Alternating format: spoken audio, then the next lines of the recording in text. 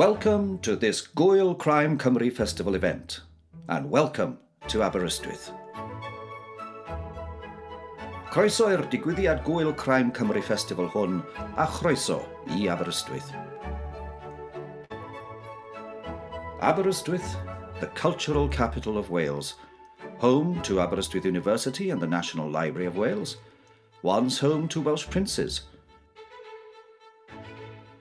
The Burglaries of Wales is the jewel in the crown of Cardigan Bay's stunning coastline and home to hugely successful TV drama Hinterland.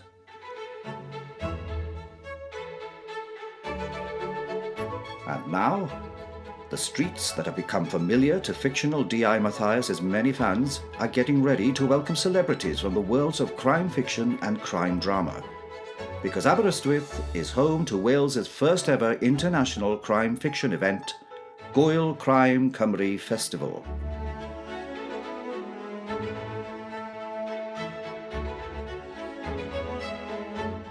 During the early May Bank Holiday weekend of 2022, Aber, as the town is affectionately known, will play host to a multitude of events that will offer something for every fan of crime fiction and drama. Internationally successful authors will entertain and meet readers in historic buildings. Pub quizzes will bring together authors and readers. Writing workshops, meet the agent sessions, and informal readings will help encourage and develop new writing talent. And in sparkling celebration of new Welsh talent, a champagne reception for Crime Cymru's first crime novel competition winners.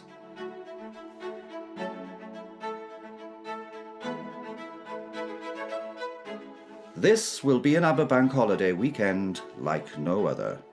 So, come for the crime fiction and take Cymru home in your hearts. Rydym yn edrych ymlaen yn fawr iawn at eich croesawu I Aberystwyth ac I Geredigion.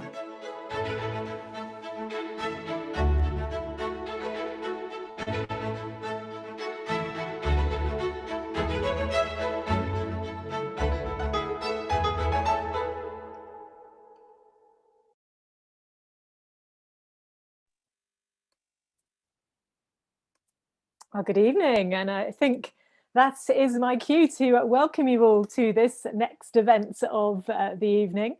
On behalf of Crime Cymru and our festival partners, Aberystwyth Town Council, welcome to panel number 2 of Gŵyl Crime Cymru Festival Online. I'm Andrea Byrne, usually to be found on the ITV News, and tonight I'm delighted to welcome you to this event. It promises to be a great one. I've been told it's been very, very popular amongst the events which we can offer you for this festival. So welcome to everybody this evening. A reminder that we're featuring an independent Welsh bookshop at each panel. The bookshop for this event this evening is Arwen Merion in Bala. So if you've been inspired to read any of the books you hear about in the festival, then the link to that will be on your screens at the end of the event. And remember as well, through the event, you can be interactive by posing your questions through the YouTube comments section, and they will be put to our panelists at the end by Amy, who will be joining us for that. So let's get on to this evening's main event. I'm joined this evening by two gentlemen who've had quite a year so far after their co-authored book, The Pembrokeshire Murders: Catching the Bullseye Killer, was premiered on ITV in the form of a fantastic true crime drama starring, amongst others, Hollywood star, of course, Luke Evans. We had to mention him. Now, the launch of the episode of Pembrokeshire Murders was watched by 11.2 million people in the first week of broadcast, and it pre-sold to more than 20 countries. A network documentary that accompanied it, made by ITV Wales, had the biggest crime factual audience since 2013. So, let me introduce you to the co-authors of the book behind that drama: Steve Wilkins, the Senior Investigating Officer on Operation Ottawa at the time, and to Jonathan Hill, ITV News presenter, of course, who reported on the case at the time and found himself involved in ways, well, let's just say, he couldn't really have imagined being involved. Welcome to you both this evening. Hello, how are you doing? Are you good? I'm good, Andrea. Nice to see you, and really looking forward to this evening's event. You too. Such a shame we can't do it in person, but it's lovely to be here, John, isn't it?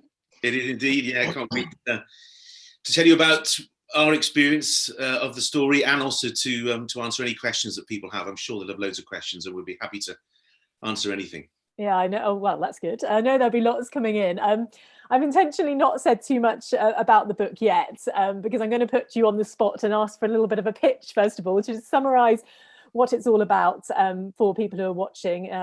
Hopefully all of them have read it, or at least seen the drama, but if they haven't, then this is the chance to tell them what it's all about. So who is going to take up that challenge and be put on the spot to begin with this evening? John or Steve? I don't know who it's going to be. Mr. Hill. Well, without going into the story, when Steve and I, when the case concluded back in 2011, it had been a roller coaster, I mean, particularly for Steve, but it was actually the chief constable of Dyfed-Powys Police, Ian Arundale, who actually said, look, guys, if you don't write the story, somebody else will, and nobody else knows it like you do. So it was with his blessing, which was a great thing to have, that we set about writing the book, and Steve had all his notes and all his notebooks, and it really was a sort of kitchen table effort, really. We sat down. It took about 18 months, didn't it, Steve? Back and forthing with versions and drafts and getting it into shape, and it was finally published in 2013. So it was quite an experience, wasn't it? But we were so determined to get it done, weren't we, Steve? I think it took a lot of red wine as well. I think, Jonathan, I seem to remember on my kitchen table. Yeah, I think as Jonathan describes that, it never really intended or set out to write a book, but it was quite clear at the conclusion of the case. A lot of people, lots of writers were interested and were making contact. And as Jonathan said, Ian Arundale was the chief, said, well, listen, guys, if it's going to be done, you can do it. And I think by doing that as well, we were certainly able to control or introduce what we said were red lines. In particular, you'll never see anything about conversations I had with the families of the victims and the victims.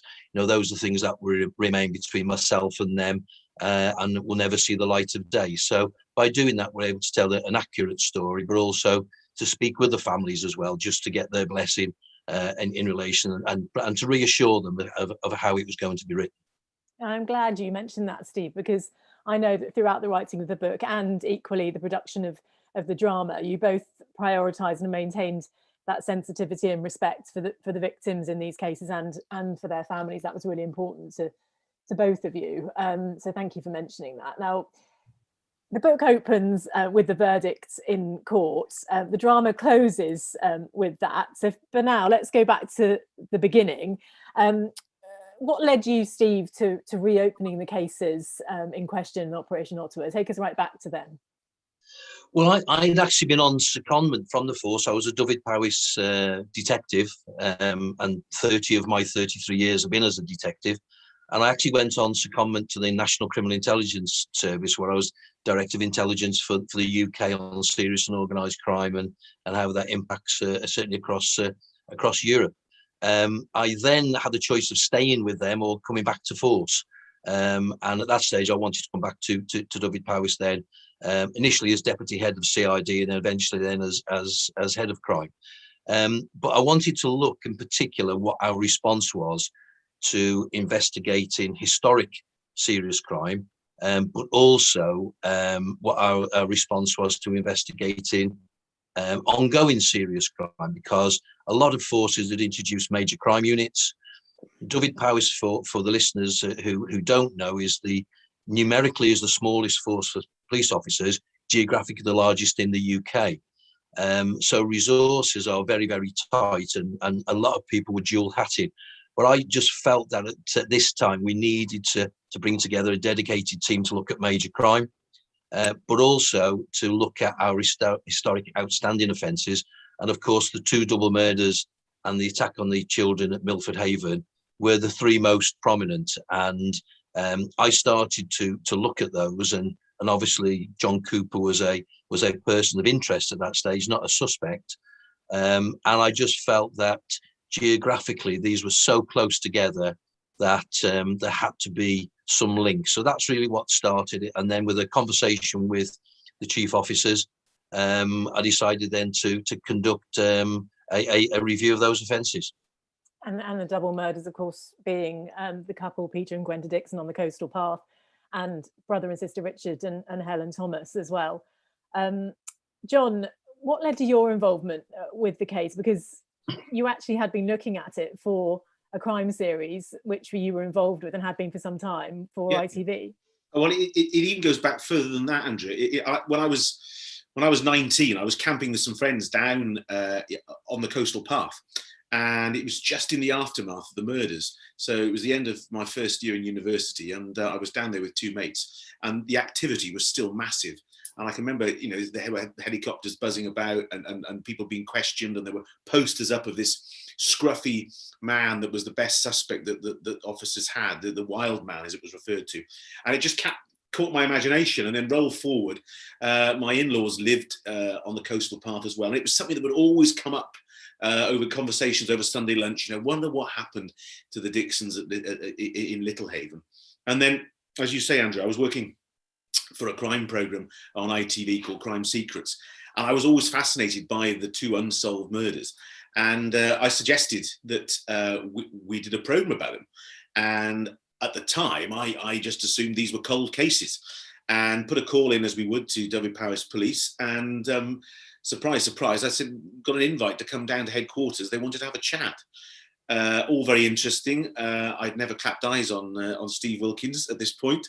And I came down and was shown into a room. And it's a key moment in the book, and it's a key moment in the drama, really, where Steve and I met, and I sort of said, look, I'm proposing to do this program about these two cold cases, the Dixons and the Thomases. And at which point Steve said that would be a big problem for us, because what I'm about to tell you must never leave this room.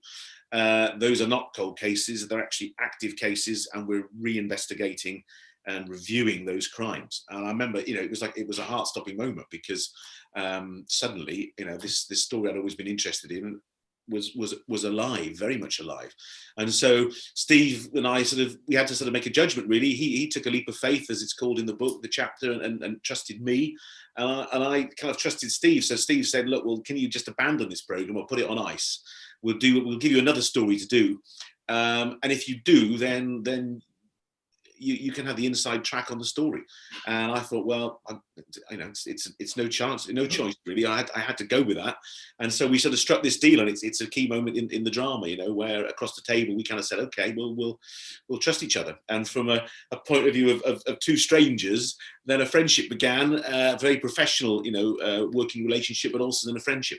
So it was quite a key moment. And Steve, when you were ready then to go public with this, as is described in the book and we see in the drama, that was when you went to John and said, right, I'm ready. And very much that TV appeal on that night was directed at John Cooper, who you thought would be watching in his prison cell. Absolutely, and as you say, as you see it in the drama, is as it happens. Tactically, at that stage, I was satisfied that the person responsible had to be local to Pembrokeshire, because of that sort of geographical linkage, the proximity of the three offences as you described before, and so I wanted to be in a position where I could control the release of that going into the media.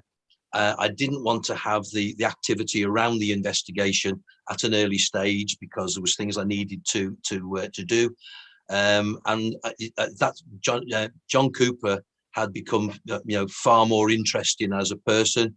I knew he was about to be paroled, and if he was responsible, my fear was that he would kill again, and I wanted really to make a direct or send a direct message to him, because at that stage, through intelligence, I knew that he was an avid watcher of the programme, and this would be an ideal opportunity really to, down the camera lens, to look him in the eyes and say, we are coming after you, and we think that modern day science will have a real impact on the case. And as we know, as a result of that, his next day, his chosen region was DNA, and failed cases on DNA. So it had a significant impact on him as well. But as Jonathan said, it was a leap of faith. It would not have helped me at all if Jonathan had gone live at that moment in time. But he was good to his word, and as a result of that, very professional. But a friendship which has lasted today, and no doubt will carry on. And here we are now, all these years down the line, as you say. And John, I do actually remember that night of that appeal. I think it was that night. There was the very first time that we actually spoke virtually, because when you did that live, you also ended up doing a live for what was another region for ITV, where I was working at the time.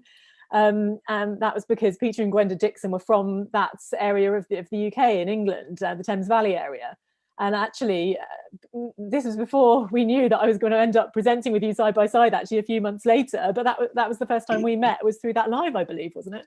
It was. Isn't it amazing how these connections come together? I'd never met you, and then I spoke to you that night. And then, as I say, 6 months later, we're working side by side and have been, colleagues for the last, 15, 16 years. It's quite amazing. It was a really significant night, that. I mean, we were on the coastal path doing that live broadcast, and it was pitch dark. And Steve so carefully chose his words to really target John Cooper to get a response there. And I was staggered as well that after all these years, so this was 2007 when we did the broadcast in November. And you got witnesses coming forward as a result of that broadcast, didn't you, Steve? So you're talking 18 years after the Dixons were murdered, and still people had information. Yeah, I mean, there was a lot of sort of local folklore in relation to it, and I think some of it was because in such an idyllic place as Pembrokeshire. And if people are watching and haven't been to Pembrokeshire, it is one of the most beautiful places in the UK, and I think people didn't really want to believe that somebody amongst that community could be responsible for such terrible crimes. And nearby there'd been an IRA arms stash which had been found on the cliff tops not far away. There'd been a drugs importation at Seal Bay, so there was a lot of sort of people locally who sort of said, well, it's detected, and actually put it to one side. But absolutely, as a result of that appeal, we had people come forward and actually who had probably seen Cooper on the day approaching Pembroke where he first used the cash card. It was quite amazing. Things that are out of place in situations like that live long in people's memories, it seems, doesn't it? And quite remarkable that they were still coming forward all those years later. And you mentioned earlier, Steve, the advancement in forensics, which was one of the biggest factors in getting this to court. And the book charts in lots of detail. It goes through the evidence that you revisited and all the choices that you had to make, really, in terms of what went for further testing, which I don't know how you managed to make those choices. That must have just seemed like a sea of possibilities, and you managed to find the right ones in the end. How did you make those choices? Well, I mean, at that stage, cold case reviews, looking at old historic cases, there'd been a lot of advancements in relation to, detective work, DNA science, as well, forensic science. And there's two types of review. One is what you call an old paper review, which effectively would just go through the old statements and the incident rooms, the computerized incident rooms. And we had 2 million pieces of paper, 5 computerized incident rooms, over 7,000 exhibits. So you've got to try and bring some control to that, to try and prioritize what you believe, one, has been perhaps brought by the offender to the scenes or been touched by the offender. So it's a matter of just going through that methodically. And that's why at that stage, I only had a very small team, no more than 4 or 5 officers who I handpicked for the particular skills around attention to detail. And it was a matter then of, where were the exhibits? How were they kept? What were they being kept next to? Potential for contamination. So the initial parts of it, very much when I first spoke to Jonathan, was around trying to get control and identify the actual size of the problem that we had. And, well, a huge problem in the forensic sense, but there was another piece of evidence that proved crucial as well. I mean, John, you couldn't have anticipated when all this was unfolding that ITV would actually play another role in this, and in the sense of the archive that you held at ITV. Can you tell us a bit more about that? And that's where the game show element comes in. Yeah, I mean, I think one thing is important to remember this case, Steve was working on this for 5 years, and in the drama and even in the book, it all seems to move along so quickly. In fact, the team didn't have a lot of luck And Steve and the team held their nerve for 5 long years. And we would talk, and, you know, Steve should say, well, you know, haven't quite had the bit of luck we were hoping for, and they just kept going. I mean, that's such an important point to make. This is a real slow burn, and the commitment of Steve and the team was just second to none. But one of the things we were talking about, Steve sort of said, you know, and it didn't seem very significant at the time, we think he's been on bullseye. He'd won the pools as well early on, so he's a real sort of gambler. He'd won a lot of money on the pools, which should have turned his life around. You know, you're talking 70-odd thousand, I think, back in the late 70s, which massive money. But, you know, he's a chancer and a gambler, and he fritters it all away. So he was obviously drawn to the biggest game show, you know, around at the time, Bullseye, on a Sunday night on ITV, where, you know, those who don't know, you know, contestants throw darts and answer general knowledge questions for prizes. And Steve sort of said, well, we think he's been on it about 1990, maybe, something like that. See if you can find it. Well, it is a bit like looking for a needle in a haystack, because contestants, you know, on a game show they're not logged. They're just Dave, John, you know, Susan, Sharon. You know, they're not logged in the archive. So I sort of set about getting this archivist in Leeds, where all the deep archive is held, to start going through it. And he thought it was a fairly pointless exercise. He couldn't really understand why he was being asked to trawl through all these game shows, because they made hundreds of these things in great blocks. They recorded loads and loads of episodes in a great big lump. Anyway, we managed to follow the paperwork, like all things, and follow the money. And the paperwork had all been kept, and including a sort of memo that said the new season 13 or something of Bullseye, which went out in 1990, was going to be filmed in May of 1989. And suddenly we thought, oh, this is interesting, because this is right up before the murders happen. And the archivist trawls through them all and said, well, there's a bloke here called John, you know, from Pembrokeshire. That's the man. We thought, this is amazing. So we got it played down, and it turned out it was recorded almost to the day, a month before the Dixons were killed. So it's recorded in late May, and the Dixons were killed and murdered in June.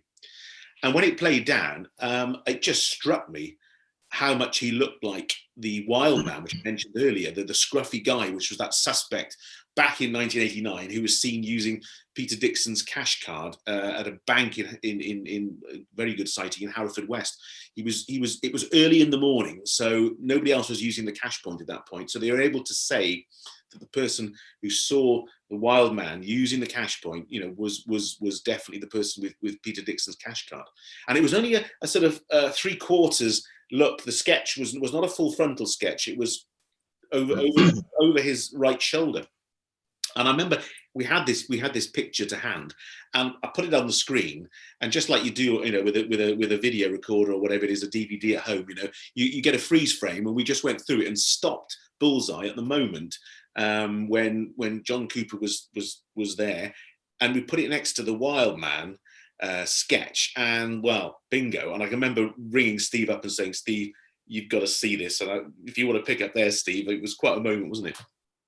Well, it was, because the problem I had was, the police have a responsibility. If they have a suspect available, they should put them up for identification. So identification was a big issue for me, because, you know, we're talking 17 years after the offence. So putting John Cooper up on identification parade, you know, for the Wild Man, was really a non-starter.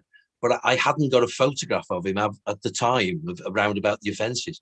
So suddenly there I am with a picture of Cooper a month before, you know, that's the murder of the Dixons, and the artist's impression. And in 33 years of policing, I've never seen anything like it. You know, it was just like a tracing.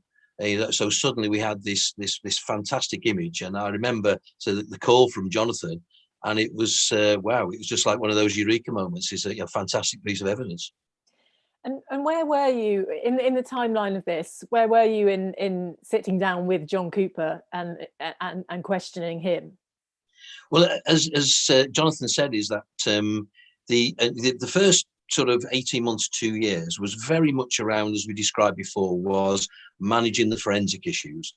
Because, you know, the decision that I made on the first day as SIO could be challenged in, years later in court. So I had to make sure that we got that right. The integrity and the continuity of the exhibits was right. And as Jonathan said, we went sort of 3 years with absolutely nothing. But at that stage, then he was about to come out on parole. I managed to get the parole delayed. But I just felt we just need to talk to this guy. We need to get him across the table and interview him, at least to put the allegations to him. So we were very much there around what we'd call a bad character case with no forensic. But even that, that had a significant impact as well, because Cooper, I think, thought we actually had DNA or we had a forensic connection at that moment in time, which we didn't. But in being interviewed, he actually anticipated that we were going to put forensic forward and started to really direct me where we needed to go. There were certain things which he was concerned about, which actually was confirming to us, yeah, he's concerned about certain aspects of the case. He's concerned about the gun. He's concerned about the outhouse at Scotherson Park, where the Thomases were murdered. So we were really at that stage where we needed that break, that forensic golden nugget, as we called it. So it was an important part of the case. In those interviews where he was unwittingly giving away this information to you about the forensics, actually he probably did, I'm sure, think he was being very clever in the sense he was playing a game with you, but you were switched onto that, and in turn you started playing a game with him to get the information that you wanted, and it's very fascinating to see how that unfolds and the tactics which you used in that interview process. When did you realise that this could work to your benefit? Well, he'd previously been convicted for 16 years for an armed robbery, and which we call the Sardis armed robbery, which in fact it ends up that the gun he used on that was the murder weapon. And as you say, is that Cooper, he had this confidence in his own ability, and he thought he was the only person that could get him out of this particular, problem that he faced. But in doing so, he really played right into our hands. His previous interviews, he'd actually adopted sort of terrorist techniques where he rolled in a fetal position on the floor, he stared at the wall. So I engaged a criminal psychologist to see the best way to interview him, the best people to interview him, the combination of male and female. And I actually brought them together 4 months before the interview and got them to actually rehearse that type of interview that they may be involved with. And they actually knew probably more about John Cooper than he did himself. And what we did is we played to his ego by not challenging him and just asking him about him, him winning the money, about his business interests. And once he started to talk to himself, he became confident that, well, I can twist these people around my finger. But in doing so, he then started to move into the forensic aspects, and he started to introduce elements to it, which was clearly he was trying to give an innocent explanation as to why his DNA would be in certain places. But what he was actually telling me was, that's where you need to look. So we just really carried on with that. And as a result of that, we really were able to focus on certain exhibits. And I think it's really interesting that John re-emphasises that this was all a very long time coming, and you had to be tenacious. I think it brings the definition of that word right to the forefront.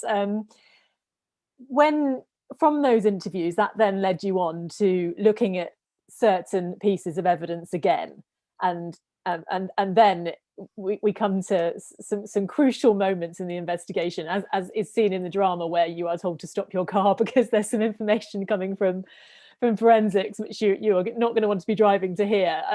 So just connect those moments in the interview with that moment. Yeah, it was the wild man, as Jonathan said, there was a particular pair of shorts, which was, if people have seen it, he's got these sort of knee-length khaki type shorts, and we'd recovered similar shorts, or shorts had been recovered from his home address. One of the problems we had, he'd been photographed on all types of camera exposures, which I'm not sort of technically aware of, but in the photographic prints of those actually made them look more like silk boxer shorts. When we actually looked at the real exhibit itself, and Eureka, they were khaki shorts. But also we were talking about the gun that he used on the Sardis robbery, and he wrote a little note, and the interviewers could see it. He wrote, Judge Morton, destruction order, ? well, why be worried about a gun which you've actually served your sentence for? And it was really one of those moments we all looked at each other because we were monitoring it downstream, and it was, that's the murder weapon. But these things had already been examined by the scientists. But again, it came a very important, I think, point in the learning for me as well.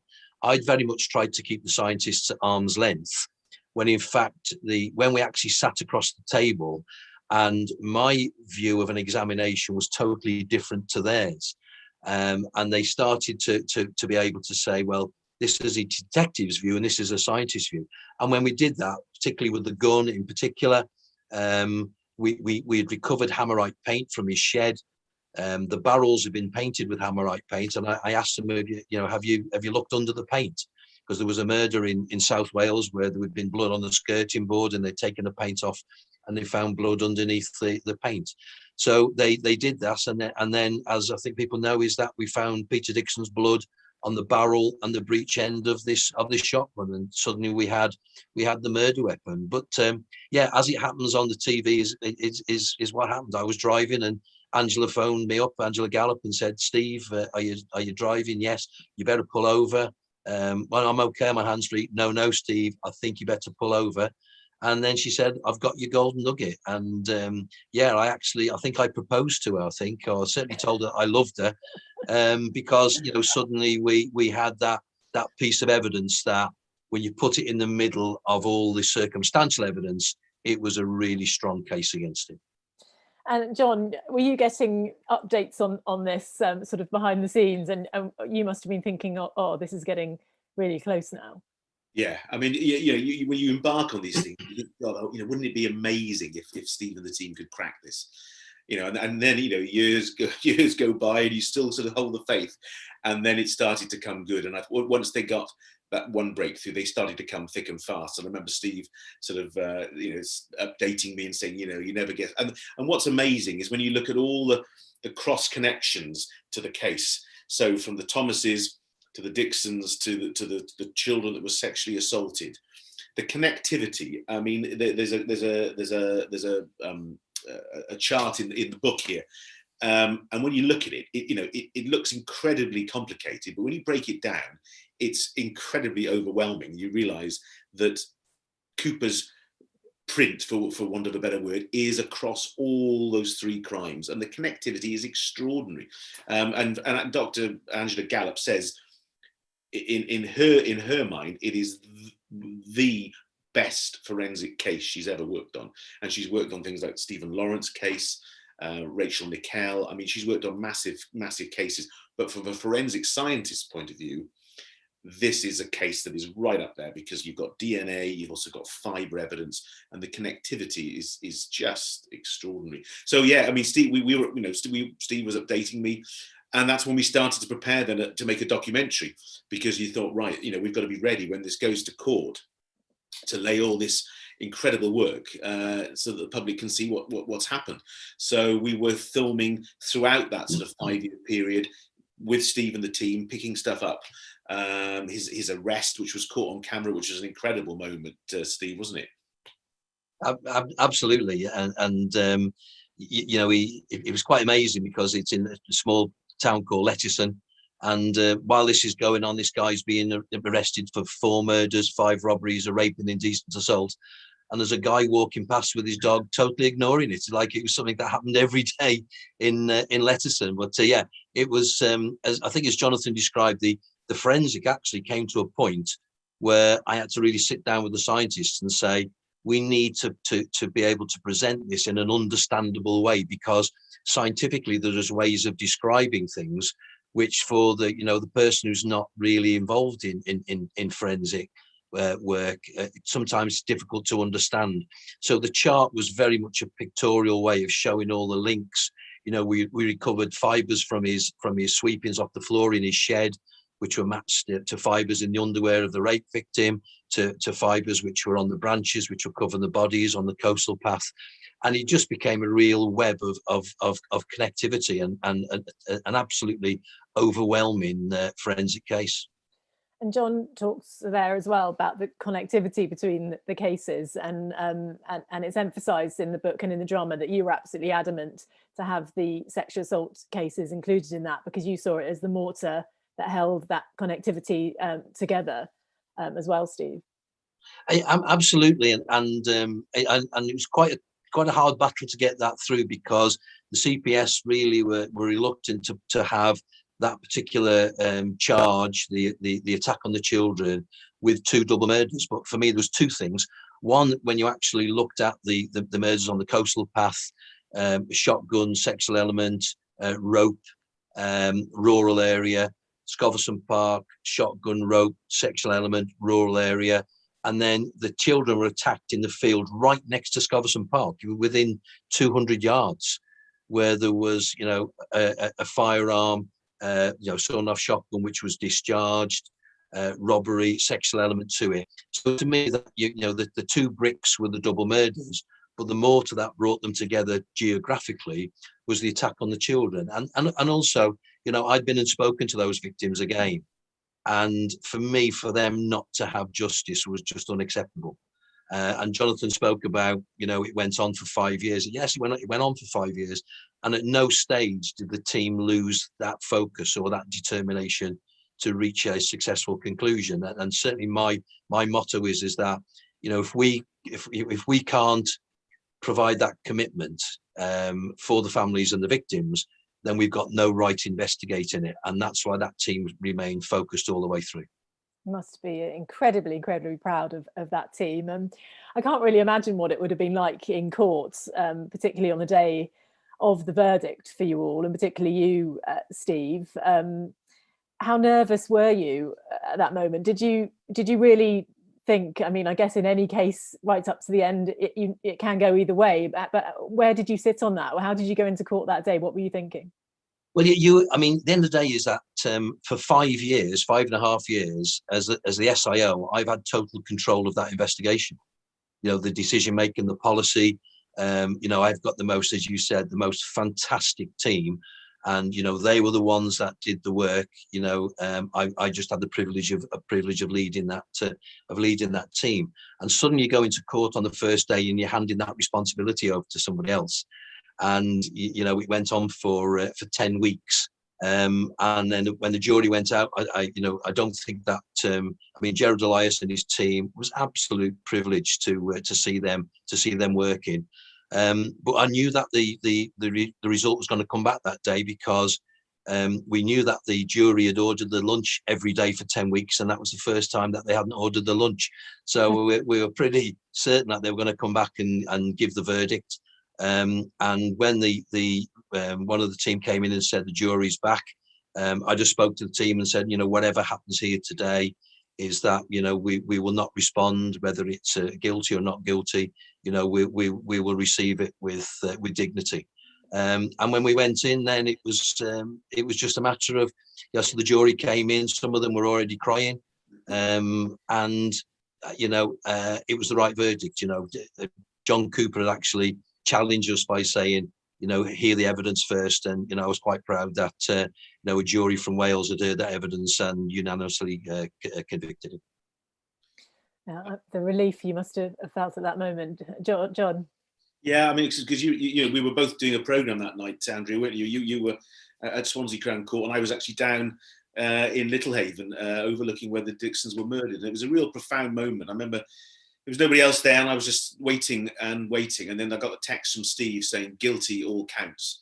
And I was quite choked up. I can't imagine what it must be like for the team, but to be looking at the spot in Littlehaven where all that had happened, and to kind of know that there was kind of, people talk about closure. It's a funny word, but there was almost peace restored to that beautiful part of Pembrokeshire. People felt that they could walk the coastal path again. It sounds silly, but when you've got, it's almost like a bogeyman. That people have been murdered on this coastal path, and it's such a popular place for walkers. And as Steve said, it's one of the most beautiful places in Britain. And yet, at the heart of this beautiful place, you had this horror, and it did play on people's minds. People wouldn't walk sections of that coastal path until Steve and his team, got justice. And I know people got in touch with you, Steve, and sort of said, thank you. I can now walk the coastal path again.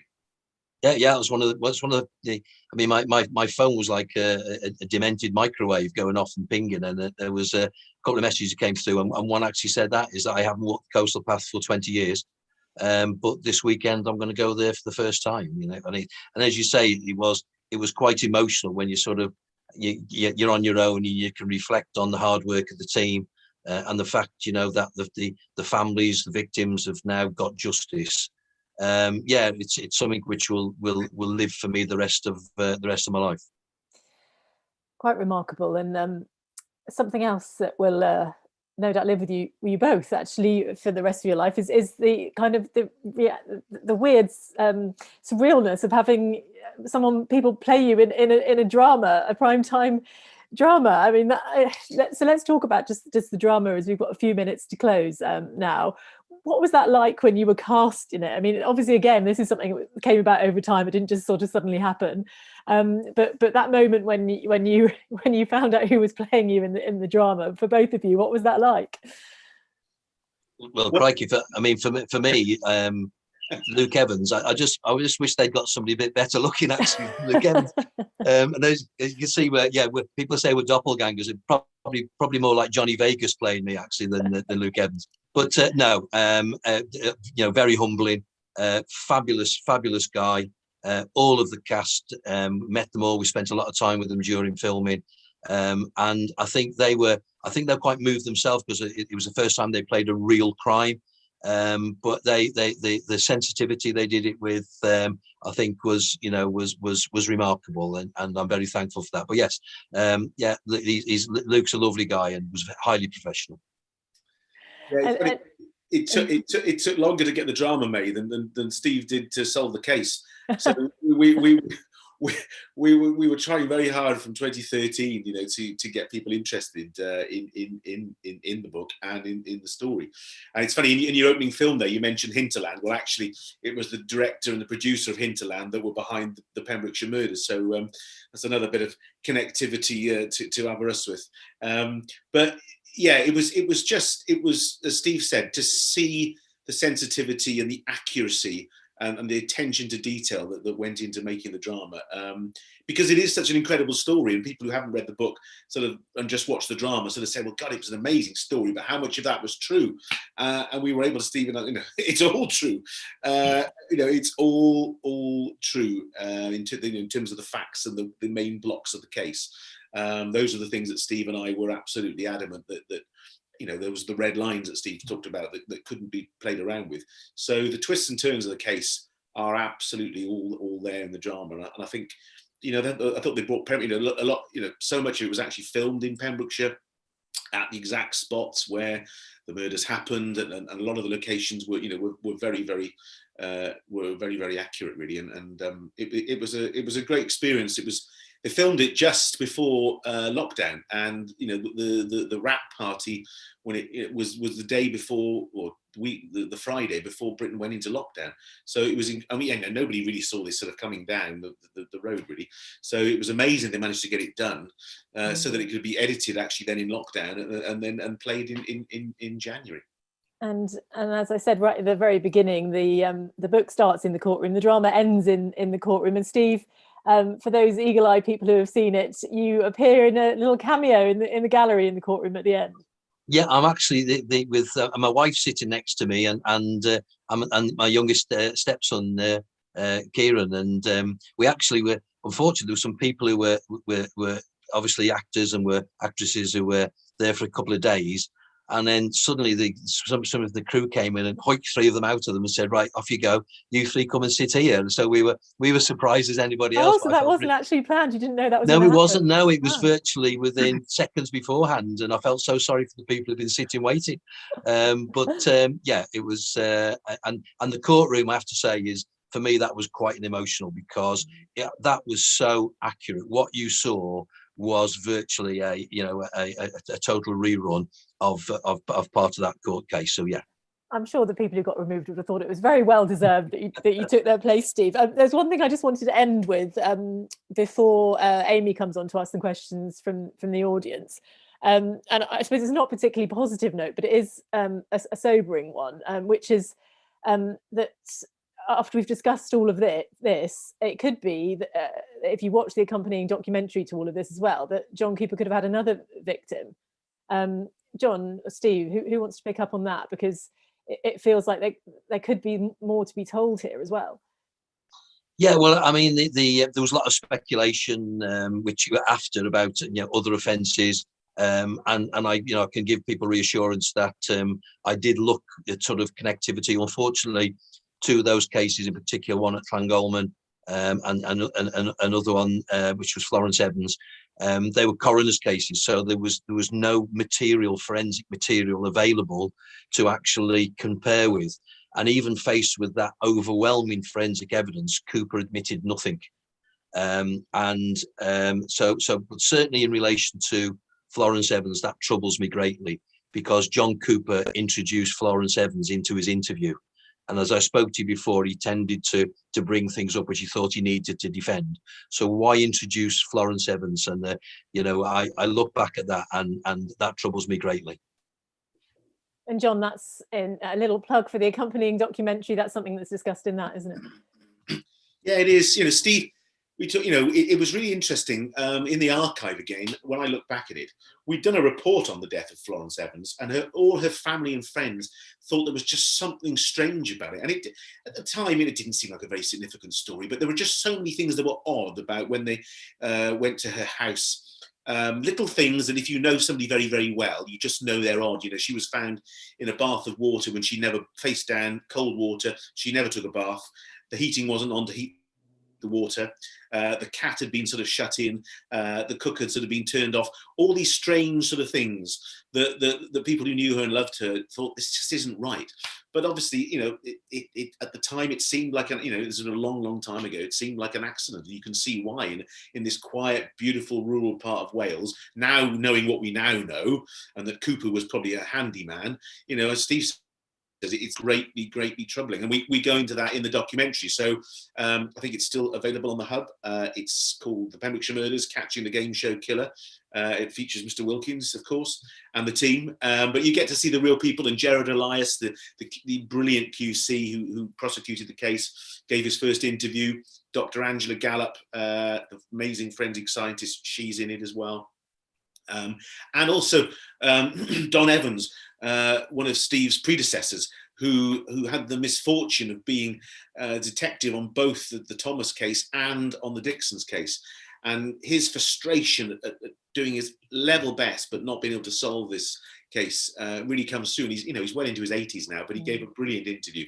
So if you do get a chance to watch the drama and then watch the documentary, please do. There's plenty of content out there to go with the book. I'm going to stop there. I've probably gone a couple of minutes over our time, because I know there's going to be questions for you both as well from those watching. So I know Amy Louise is going to come on now and speak to John and Steve to give questions from the audience today. Amy, are you there? I am here. By magic. We have had lots and lots of questions. I just want to start off though with a comment, basically. This one's from Catherine, who says, "This is brilliant. Such attention to detail and doggedness in pursuing the cold case. Such admiration." And I think that sentiment is probably felt by everyone that has read the book, everyone that has seen the TV show and the documentary, and everybody that's watching today. So I thought I'd start off with that one. Now we have a question from Thorn, and this is a question for Steve, and she asked, did you take on the cold case knowing from the start that it was Cooper, or were there any doubts? No, you have to go through a process. Nobody had actually formally linked the three offences. There'd been lots of speculation. Cooper was a significant individual because his conviction for the armed robbery, there was elements of that which obviously featured in the three offences which I was looking at. So you've just on a cold case, the ones that have failed have been because the senior investigating officer is in too much of a hurry to get from A to Z. And you've got to make sure you go through things methodically. So the first one for me was the material. then looking at Cooper as individual. And I actually ran the two in parallel, looking at the forensic, looking at Cooper as a possible suspect, because I knew that if I got a forensic hit, the two would then merge. He was always a person of significant interest. But when it came to a point where I actually then formally linked the offences and named him as a suspect, for me, he was the person. He was the person. We just needed to get that forensic evidence. As Jonathan said, my view was the evidence was always there. We just needed to find it. So, significant person, but we needed to go through that process before he was the prime suspect. Great. We have another question from GM, who says, sorry if you've already mentioned this, but did Cooper raise any red flags with anyone along the way before he came to your attention for these crimes? From your description, he was obviously a bit of an interesting character. Yeah, there'd been a series of North Pembrokeshire had been plagued with a series of dwelling house burglaries for a number of years, and the MO was very similar. They were all in rural areas, normally backed onto fields. There was evidence that somebody had been sitting and watching the homes before they attacked them. Sometimes rope had been found left at the scenes, cash and jewellery. Fences had been cut as well across the fields. And when you looked at them, it was a geographical profiler's dream, because all these offences were like the outside of a bicycle wheel, and Cooper's house was right in the middle. So, and also there'd been a number of armed robberies, normally single females. Disproportionate amount of violence had been used. And then the Sardis one, where the victim sounded an alarm, he ran off and he disposed of things as he went, including a balaclava and the shotgun as well. So this guy, he had raised the red flags, but he'd been interviewed for a very short period of time where he basically said nothing.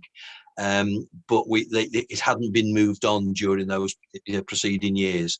And for me, it was just the right time just to bring, I knew that forensic science was unlikely to develop, for over the next sort of 5 years. So it was going to be now or never. And if he'd have come out, he would have started gambling again. He would have started burglaring again. It was only a matter of time before he was going to kill, because the problem was he enjoyed it. Gosh, it's you dread to think what might have happened if he had gotten. Yeah. Okay. We have a question now from Rian, and she says, hello, Steve and Jonathan. Thinking about the wider impact, did any aspect of the investigation and your partnership lead to any new ways of working for the police or for media covering serious crime? Perhaps if Jonathan wants to go first, and I'll just add on to that. Well, because at the time there was a lot of there was the Leveson inquiry going on when Steve and I were working together about improper relationships between the media and the police, and cozy deals and brown envelopes and conversations in pubs and stuff.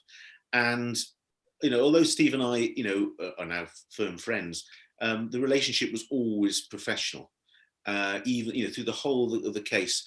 And absolutely, I mean, Steve was incredibly enlightened in his relationship, I felt, with the media. He realised that he needed our help, and equally, we were able to showcase the incredible work that the detectives were doing in terms of public reassurance as well. So it really is a two-way street, but handled in the right way with professional parameters, which we put down ourselves. We didn't need any rules or laws to tell us what we should or shouldn't be doing. It was always professional, and actually then led to real cooperation and then a firm friendship, really.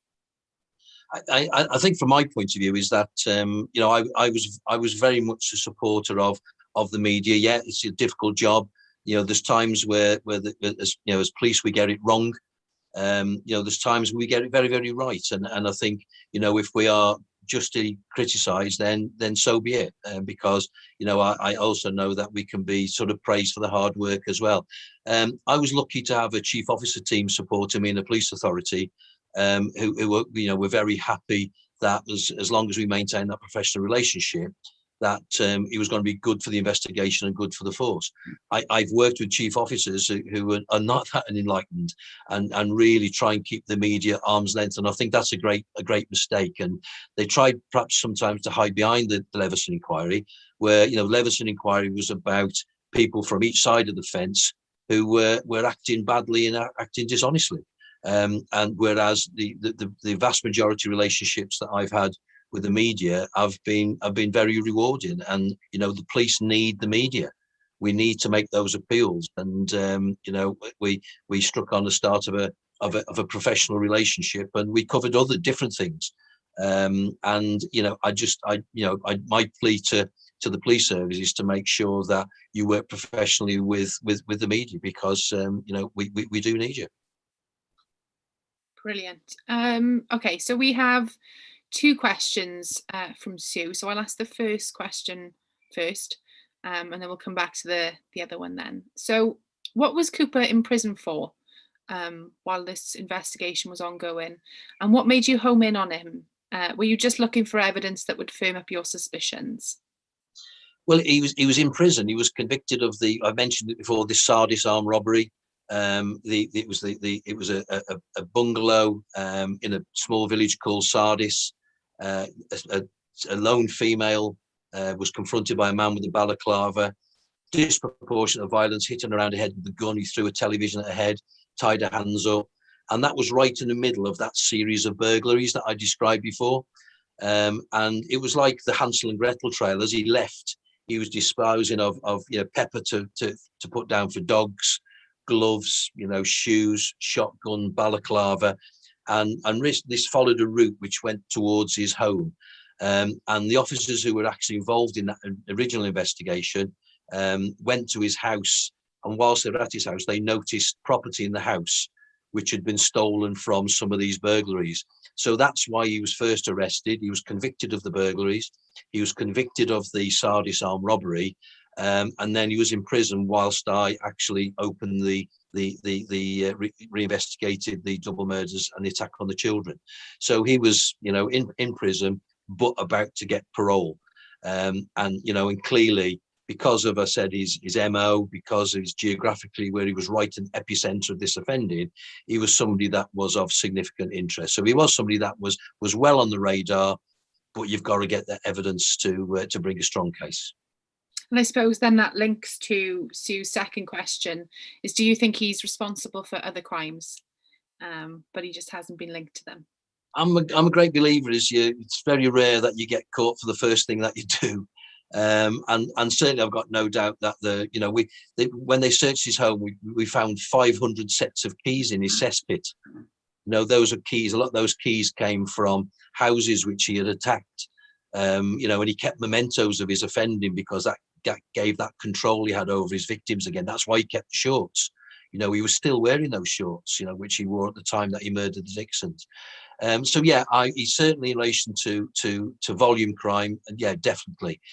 In relation to other murder offences, as I said before, probably as far as I can go is that the death of Florence Evans just troubled me greatly, and I just wish we'd have had some forensic evidence which we could have actually then compared, because I think that would have been quite telling.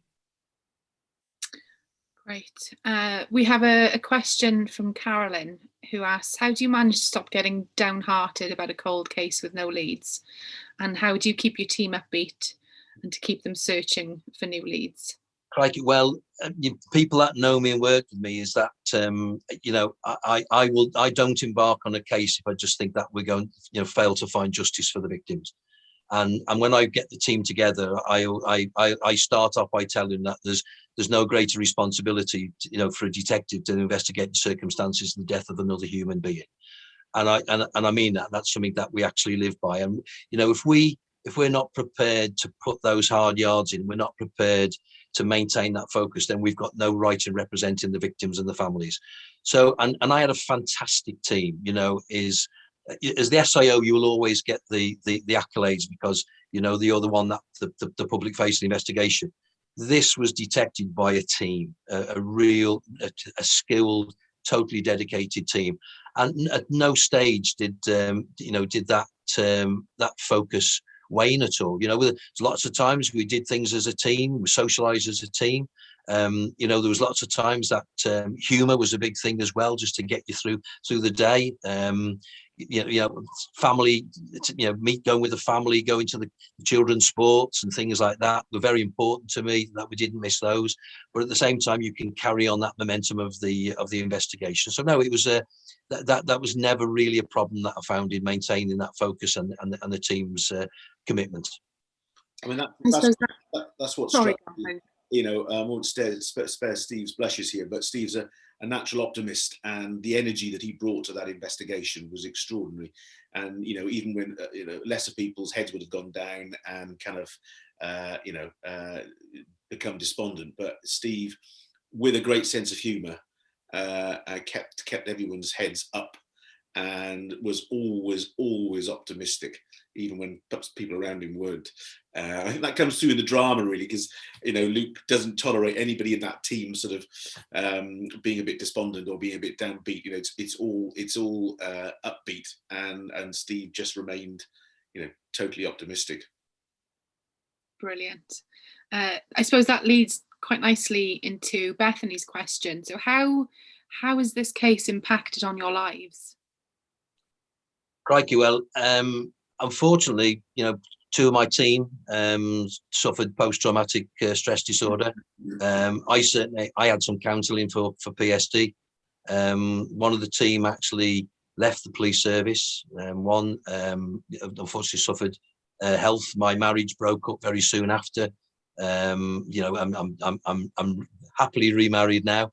But yeah, it had a significant impact on us. Yeah, you know, post the investigation, and yeah, it's something which it leaves marks on you. It leaves good ones and it leaves bad ones. But, you know, I wouldn't change anything, because, you know, to see and speak to the victims and the families after, that's a reward. That was reward enough. What about you, Jonathan? How has it impacted on you? You know, I could, you know, I was on the periphery of it, and wasn't doing the work that the team were, but to be part of it and to see the work that was done, you know, on a case which I mentioned, you know, which I'd be interested in since I was 19 years old, was just amazing to see it come full circle, really, and be solved. And since then, you know, the writing of the book, the friendship I've developed with Steve, and then the drama, you know, it's been an amazing experience, something I will never forget, you know. And you know, it's been what, 15 years, you know. So you live it, you know, you live it and talk about it, and, you know, it's an absolute joy to do something like this evening, to talk about the case. And, you know, it's my wife always jokes, it's, you know, it's my sort of pet subject, my mastermind subject. So we still have questions coming in. So I'm following on the stream on my phone as this happens. We have a question from Dilwyn, who asks, in the past, prisoners have admitted further offences to psychologists, etc. Do you feel that Cooper will feel remorse and potentially be worth a further post-sentence interview? It's a very good question from Dilwyn, and a number of people have said to me, you know, have you ever thought of actually going to speak to him? This was a guy who was dangerous because he could justify everything that he did. This is a guy who's still sitting in prison now, thinking that he shouldn't be there, thinking that he is innocent, and I just think that to go and sit me, as a police officer or an ex-police officer, to go and sit across the table, I would be doing no more than allowing him to protest his innocence even further, and that's why I chose not to go and speak to him. In relation to a psychologist, and no doubt he has been spoken to by professionals, but my overwhelming thought is that this guy would never ever admit to anything. He never has. He's never admitted one of his offences, even with the most overwhelming forensic evidence I've ever seen in my police career. And do you think he has a capacity for remorse? Absolutely not at all. Not at all. There is no redeeming features on this guy, and I apologise if people think that that is not the case. But this was a guy that disproportionate violence, violence to animals. He had a pet dog for 13 years. When he went lame, he just a short piece of rope to a stake, and then he beat it to death with a shovel. He pet pigs. He smashed the skulls in with a lump hammer. This guy had got no redeeming features. Gosh, scary, isn't it? Okay, last question then, because we are running a little bit over time, but people are so keen to talk to you guys. So we have Anne, who says that she's very much looking forward to reading the book and watching the series. Do you have another project that you're working on? Well, Jonathan, do you want me to go? Yeah, there's a there's a few things we're talking about, isn't there? Yeah, there is another case which we are looking at that I was involved in. I perhaps at the moment in time, because of the sensitivities around the families, but it is one that both Jonathan and I worked on it, and it's one with some unbelievable twists and turns in. It's one that took place in Southeast Asia, and which we were heavily involved in. And it is something that we are looking at a possibility, but we're a long way off to actually saying yes. It's something that we want to do, because within that we've still got families and victims as well, and there's a lot of sensitivity. So it's one that we're early discussions about. Well, I speak for myself, and I'm sure everybody that's watching that we very much hope that happens, and we look forward to anything that you both do together in the future. Thank you. And that's it from me. I'm going to hand you back over now to Andrea. Thank you, Amy. I think that's my cue to close the evening. But yeah, I mean, I've learned something from those questions and answers at the end there. So I now know you're possibly working on another project together. And certainly the way it's impacted so many lives around this case is phenomenal, really, isn't it? The memories of this case, John, you're just one person who's got those memories going back to when you were 19, and I'm sure that's shared by so many other people in Wales and beyond as well. So thank you very much for sharing all of that with us this evening, and thank you very much to the audience for interacting and all the questions that we've had this evening. And I think it just leaves me to say good night to everyone, really, and enjoy the rest of the festival if you're signed up to other events. Have a very good evening. Bye-bye. Thank you.